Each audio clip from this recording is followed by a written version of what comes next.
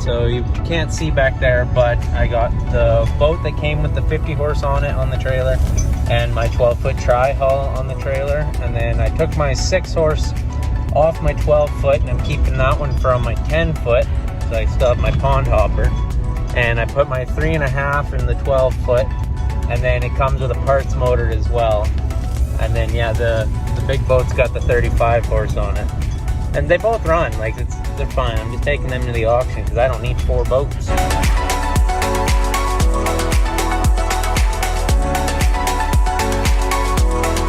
All right, everybody, I'm back. So the Latin for a new prop to come in for a while now, and she just showed up. But if you look at this one, it's pretty chipped there. One of them's pretty. I couldn't find anything on how it's going to handle this 12 pitch, but I think it should do fine because it's a pretty light little boat. I think this should increase our speed by quite a bit. Right now we get about 37 kilometers an hour with this prop. So I'm hoping for closer to 50. So let's get this thing open. Okay, so here it is.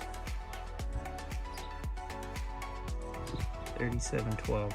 It looks a little rough, honestly. Like there's some dents in it there. The back of it here. But that's not very nice.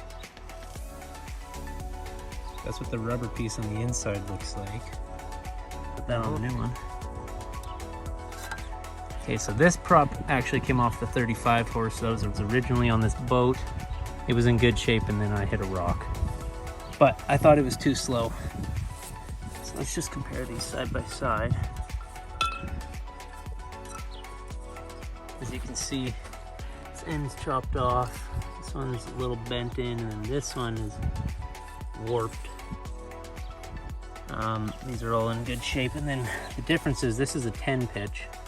So the amount of water that it's able to scoop and throw behind it, this one is a 12 pitch. So as you can see, it's got a little more aggressive pitch to the blade there. I could set this up so I could show you. You can just see it's a little more aggressive. It's gonna move a little bit more water, hopefully make us go a little bit faster. So let's throw it on here. Okay, it's on there quite a ways now.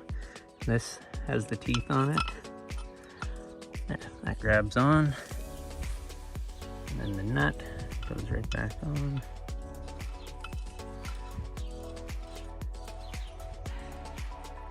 This is like this thing, if you watch it here, see this gap right there? When I spin it, it gets to this side. I don't know, it's like it's not perfectly circular. And when I tighten it down, I had it tightened up. It won't spin when it's that tight. It makes a gross grinding noise. So when I had that prop on there, I tightened this down all the way and I could flick it and spin it. And this thing, it's pretty kind of shitty for a $350 propeller. I'm sure it'll be fine. I just hopped in here and stuck this in gear, spun it over. It won't start without choke. So I just cranked it over. At first it was pretty rough sounding, but I cranked it over until it smoothed out. So now I think it probably wore the prop down a little bit. That's a little redneck, but oh yeah. I'm just gonna take it off now and clean that all out and put it back on. Well, I've got it on here. It spins pretty freely. There's one spot where it snags right there. See, right there. Right there.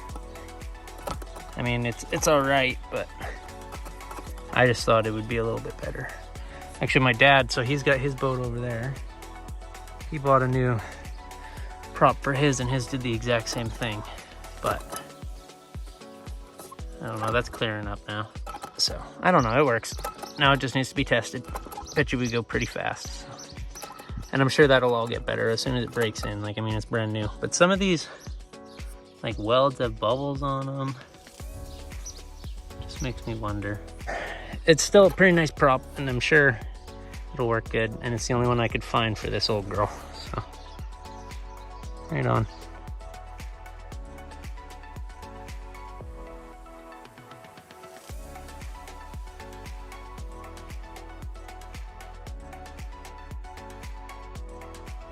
So I just threw some new plugs in here because I had 4 different plugs in it before.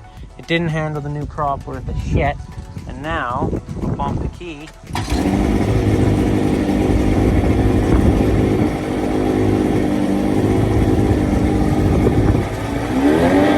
Oh, it revs up faster too. Yep.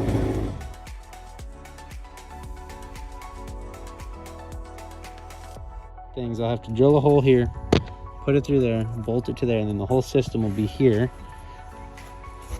This is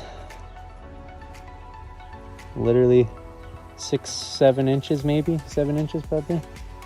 So that hole will have to come out there, come up, and then connect where these cables do. All right, this just come in the mail here. I had to order this piece separately. I put this in. All right, so I got my new steering here. That's the new push rod. And I'll run it up. The end of it's over there, but it'll go behind there. I'll have to switch that out. Right now it's got this cable steering. This is a piece of crap. These cables rub on my fuel line and they bind up. They don't turn that nicely. This one here is always falling off.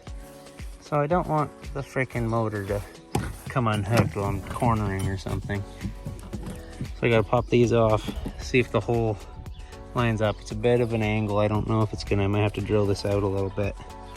And I'll grease that up and put that push rod through there and bolt it in. And yeah, so now just gotta take these off.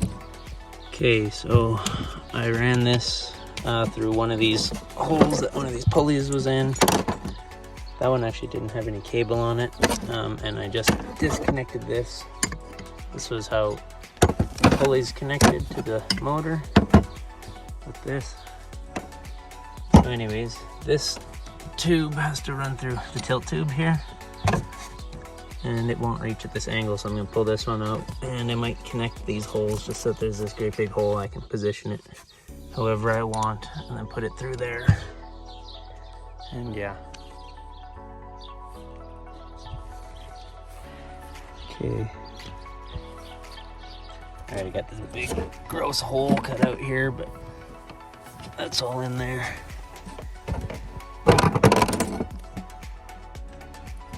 Okay, so it steers good this way, but as you can see, it went through like this. And the steering wheel was on there. And it was this cable drive.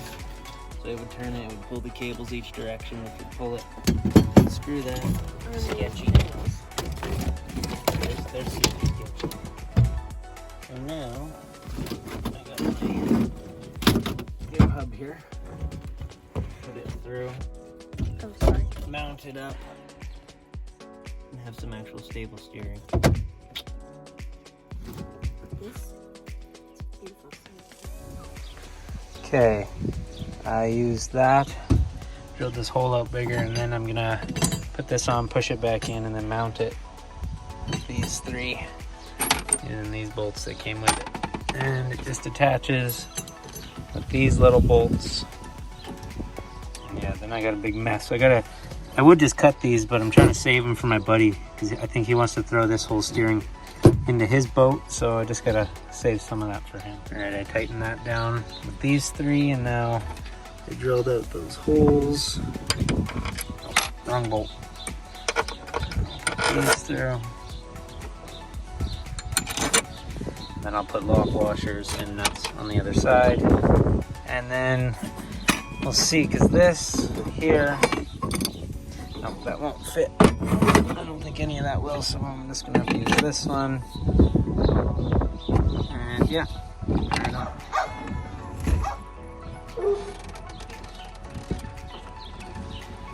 Well, got that hole cut out, that one cut out. Now, I steer.